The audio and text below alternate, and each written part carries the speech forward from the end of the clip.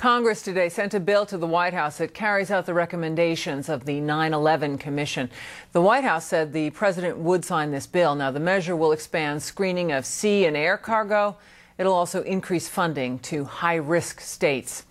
The Senate last night overwhelmingly passed a Homeland Security bill with an amendment that would provide $3 billion to help secure our borders. Now, Republicans joined with Democrats in an 89-4 vote to pass the measure.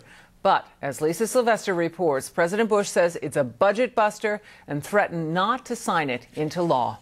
$3 billion to shore up border security, to up the number of border agents to 23,000 in the next 5 years, double the detention bed space, and provide money to build all 700 miles of fencing at the U.S. southern border. $3 billion.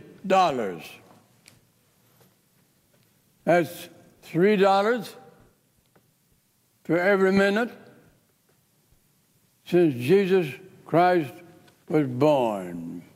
The amendment's sponsor was Senator Lindsey Graham, who is up for re-election. He has been under intense pressure in South Carolina for siding with Amnesty sponsors like Senator Ted Kennedy. Now, this is an emergency kind of manufactured by Washington.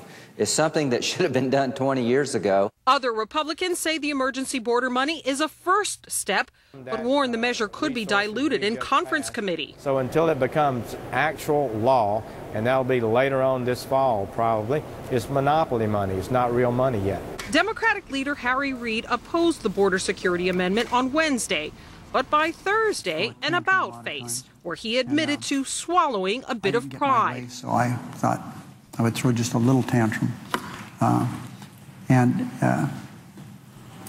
The evening has brought to my attention that I was wrong, Senator. Why the backtracking? Democrats can read polls just as well as Republicans can. And after that bruising battle over immigration last month in the Senate, they took a look around and recognized that the only people who were less popular than George Bush were the congressional Democrats. Democrats did defeat other immigration-related amendments, including one that would have provided states with money to implement the Real ID Act. The White House opposes the border security amendment and has threatened to veto the overall Homeland Security bill because of its cost of nearly $38 billion.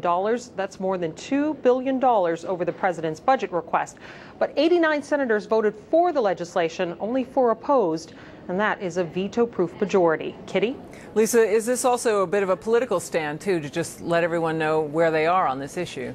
Well, as you well know, we are a number of members of Congress. They are heading back to their home districts in August, and they want to be able to go back to their home states and to be basically be able to claim this as a victory, which is one of the reasons why you didn't see many Democrats speaking out against this border security amendment. Kitty? Thanks very much, Lisa Sylvester. Well, one provision dropped from the Senate bill would have extended the stay of many National Guard troops on our border with Mexico. 6,000 Guard troops were assigned to the border as part of Operation Jumpstart, and now that number will be severely cut back in the next 2 months. Casey Wyan has the report. When President Bush deployed 6,000 National Guard troops to the southern border last year, he said they would stay for about a year, then start withdrawing as the Border Patrol increased its manpower. That process is now underway, with about half of the Guard troops scheduled to depart the Mexican border by the end of September. Some of these positions can be filled by the new Border Patrol agents coming in. Some of these missions may be able to be eliminated completely. The Border Patrol says it is on pace to add 2,500 new agents when this fiscal year ends in September. Still, many border state lawmakers say it's too soon to pull out the National Guard. We shouldn't be retreating from the border. That was a short-term plan. It needs to be extended, and I hope that they reconsider and build on the success of using our National Guard at the border rather than starting a retreat. What it looks like is that it was a temporary thing to be done for political reasons while the amnesty proposal was out there. New Mexico Senator Pete Domenici says he tried but failed to include an extension of the full National Guard deployment in the border security bill approved by his colleagues Thursday. Arizona Governor Janet Napolitano says she's received assurances that frontline National Guard troops will remain on the job, while those in administrative functions will be redeployed. The Border Patrol credits the National Guard with helping reduce apprehensions of illegal aliens near the southern border by 24% so far this year. The number of non-Mexican illegal aliens, considered the biggest risk because of the potential for terrorism, has plunged 48%. The Border Patrol says a drop in apprehensions is a sign that fewer illegal aliens are trying to cross the border. This month, the Border Patrol began graduating twice as many new recruits from its training academy. By the end of next year, it says it expects to have nearly 18,000 agents, compared to nearly 14,000 now, Kitty. But Casey, how is the recruiting effort going? Well, it's been a difficult process. The Border Patrol was forced to run TV ads several months ago to try to get new recruits to sign up to become Border Patrol agents.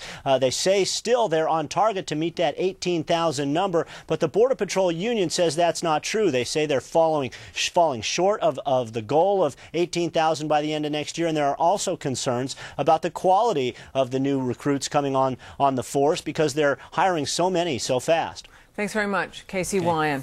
Well, that brings us to the subject of tonight's poll. Do you believe the National Guard should be withdrawn from our border with Mexico? Yes or no? Cast your vote. LouDobbs.com. We'll bring you the results a little bit later in the broadcast. Time now for some of your thoughts. And Nyurka in New York wrote, did I hear the president correctly when he told a group of people to remember that the two border agents were convicted by members of their peers? Well, hello, didn't his buddy, Libby, also get convicted by members of his peers? How hypocritical can you get? Charles in Pennsylvania wrote to us, the judge in the Hazelton case emphasized that illegal immigrants had the same civil rights as legal immigrants and citizens. This is the most twisted form of logic I've ever heard. If this is true, then where is the value of becoming a citizen? And Len in California wrote, this administration is taking a hard stance against the will of the people to assure open borders. If Americans aren't vehemently opposed to the amnesty of illegals, our government will force this one on us one piece at a time. We'll have more of your emails a little bit later in the broadcast. Coming up, Mexican drug cartels take over the methamphetamine trade. We'll have a special report. Has the Clinton-Obama feud hurt their standings in the polls?